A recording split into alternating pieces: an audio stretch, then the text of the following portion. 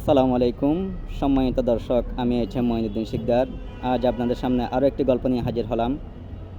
একটা সন্তান ঘরের মধ্যে মায়ের সাথে খুবই দুষ্টুমি করতে লাগলো। একটা সময় মা বিরক্ত হয়ে সন্তানকে একটু বকা দিল।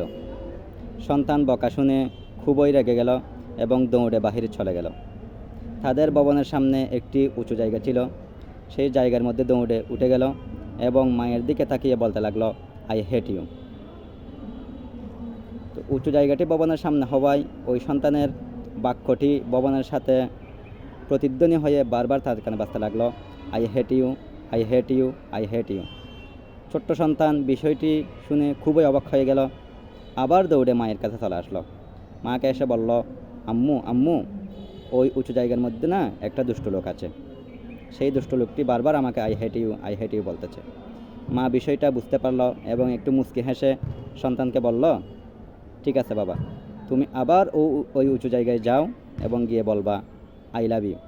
মায়ের কথা মতো সন্তান উৎসাহ পেল এবং ওই উঁচু জায়গায় গেল। গিয়ে এবার বলতে লাগলো, আই লাভ ইউ।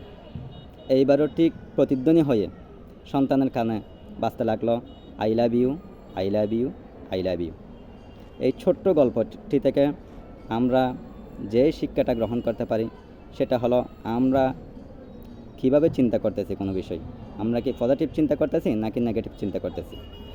তো এই গল্পটা আপলোড আমার, এখন সিদ্ধান্ত আপনার। আপনি কি পাশের মানুষজন নিয়ে পজিটিভ চিন্তা করবেন নাকি নেগেটিভ চিন্তা করবেন।